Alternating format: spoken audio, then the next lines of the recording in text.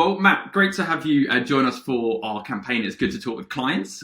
We've been doing a number of these interviews with accountants that are kind of at the forefront of talking to clients and really valuing those conversations. So can you just tell, many of them, people listening will know who you are, but can you say a little bit about yourself and your firm?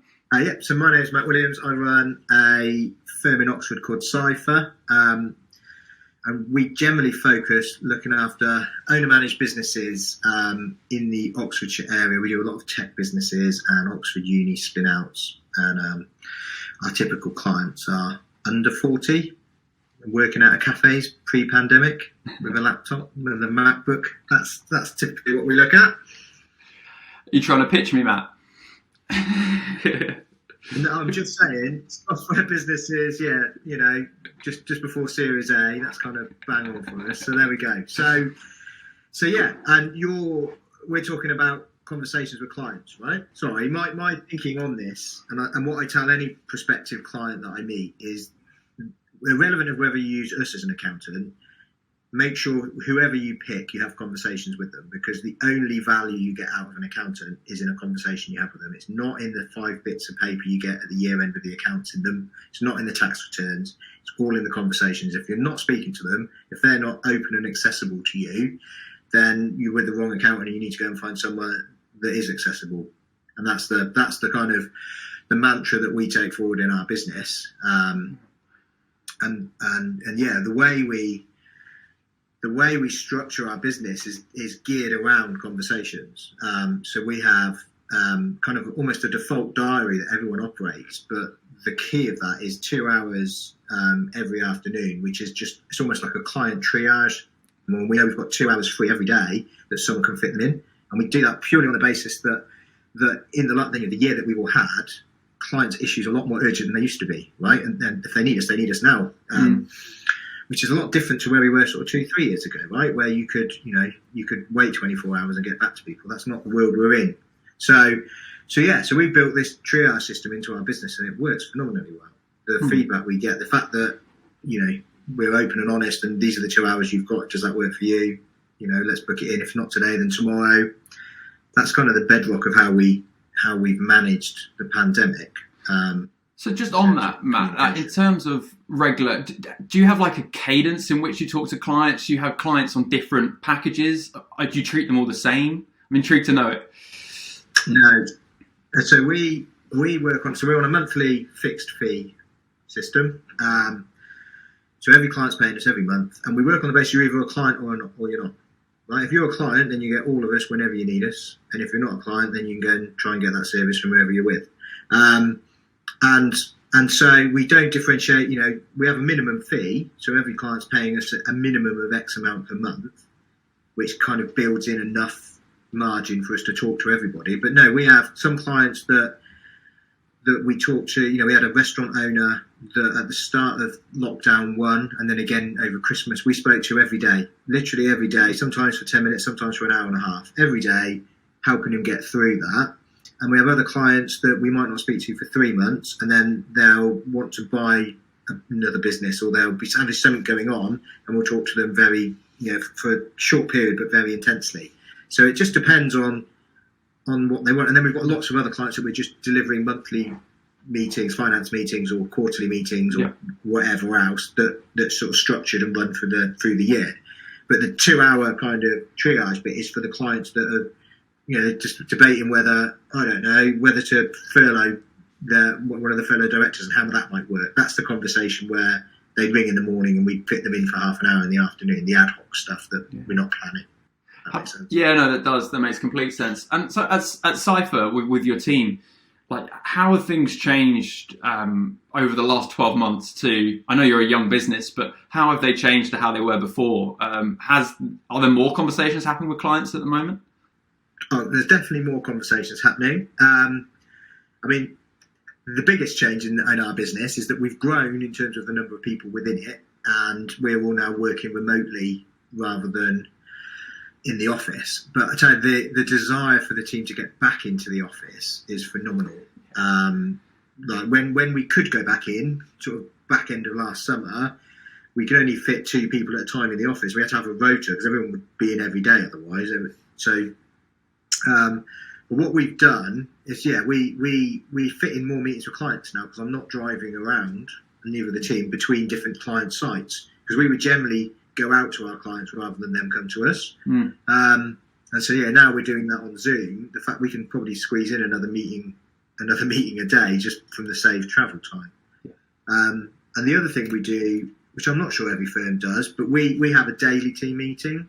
I was very keen at the start of lockdown. Some of our team are kind of single people that live on their own. Like if we don't speak to them, they're not seeing anybody. Like they used to come into the office for the social side of things. So we have a daily team Zoom, which keeps everyone everyone's got a handle then on what's going on. And I think that's been, in terms of managing our business, that's been absolutely key going forwards. Is that daily meeting. No, I can definitely resonate with that. Like we have a every other day water cooler pod. So like the ability just to check in on and with people in the team. And because myself, like I've been in these four walls for a long time now, and actually just having the emotional support from the team has been really important. I completely agree with what you're saying on that. So just on the meetings that you had, so I just want to understand the face-to-face meeting versus the virtual meeting. How do they differ in your mind? Does the output differ? Is it something you've thought about much or not really? How's the relationship changed? Oh, absolutely.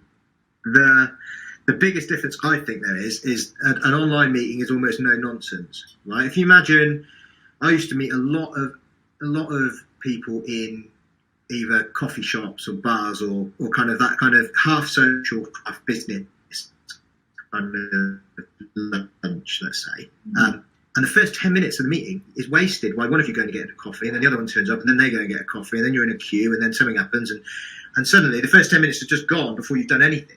On a Zoom meeting, you turn up, you've already got your coffee, straight into it, on the agenda. It finishes on time because everyone's more aware of time because they've got it on their laptop in front of them, right? You don't sit with someone face to face, you're not constantly looking at your watch, are you? That's rude, right? Yeah. It's really easy to check, actually, I've got 8 minutes to go in this meeting, so I need to kind of think about wrapping it up. That, I just find my day is much more structured. I'm never, in my kind of past life, driving between client sites, I'd be forever, by the time we get to about 2 o'clock in the day, I'd be ringing Emily saying, can you just ring the next 2 and tell them I'm running 10 minutes late?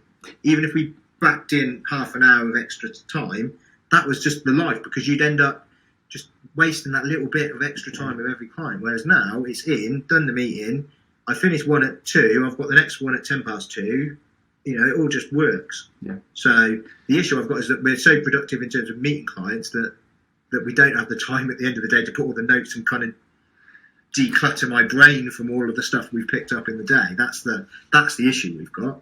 Well, yeah, but that's where we slot in, hopefully, for you guys. So keen to see how that develops. But I think that's really interesting. You mentioned earlier a restaurant business that you've been talking with regularly. Well, what are some of these? I'm keen to know. We hear a lot in the news, and a lot of accountants have these conversations about some really, sticky things going on at the moment. Are there any? Whether it's that restaurant business or others, what sort of impact are you having on clients at the moment? I don't want us to get too heroic about what accountants do, but what are some of the practical things that an impact you're having in conversations? I mean, so at the start of lockdown 1, way back when, it's almost a year ago now, we were less than a year old as a business. We'd grown quite significantly, and we had a big kind of crisis meeting, I guess, where we sat and we looked. We've got all these clients that are paying us every month, and if they all switch off, because they're all closing, right? If they all switch off their monthly fee, then we're in big trouble.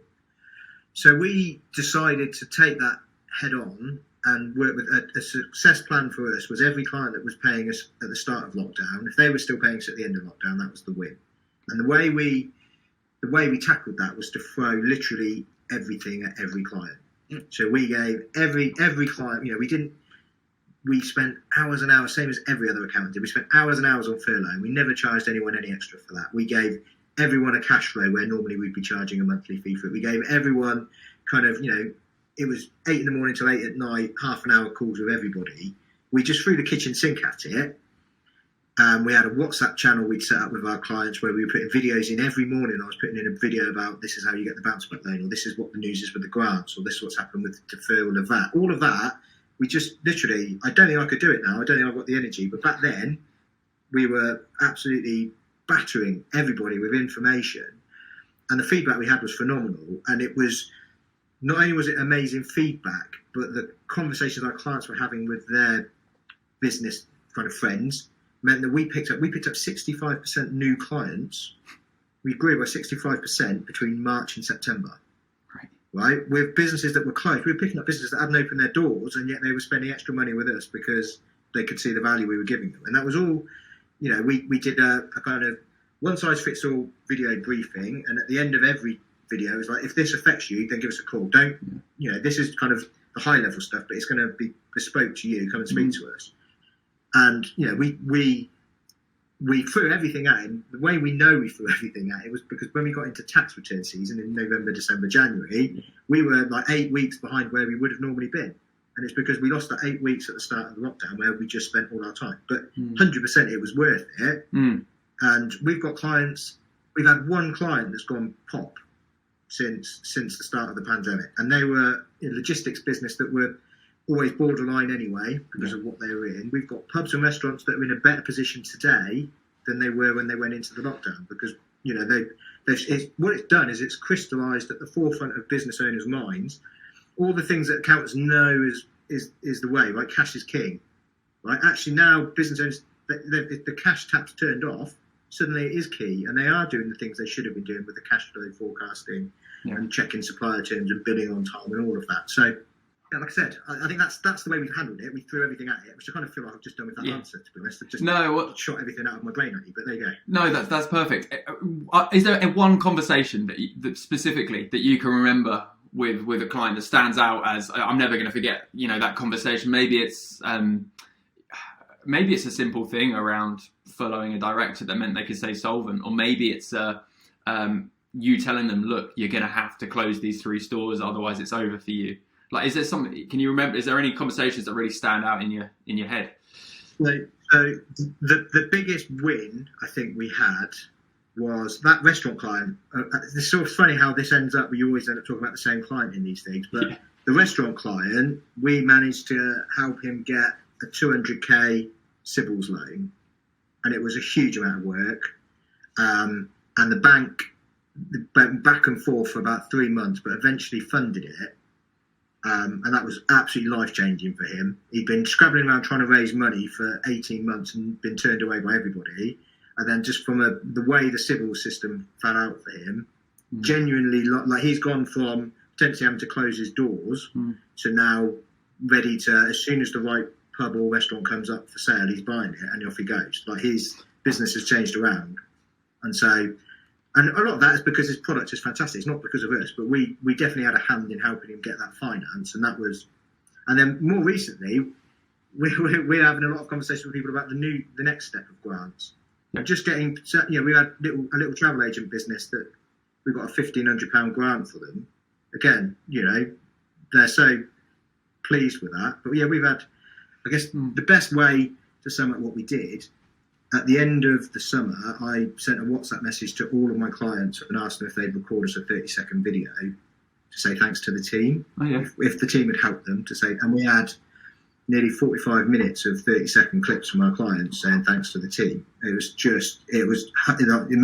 made the team cry, which just kind of shows that we made a difference, right?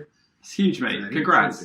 Yeah, that's awesome. That's really exciting and great that your clients, all took the time just to do that simple gratitude. Well, that's brilliant. Now, what I in terms of, I know this is always how these sort of interviews end up. How do you see things going over the next 6 months? Then, what are you preparing for as a business? Are you expecting more clients to come onto your books? Are you expecting further finance being required by the businesses you support? What's coming ahead? So I did a podcast on this recently. Can I plug my podcast? Yeah, of course. We'll add it in. Mind Your Business podcast.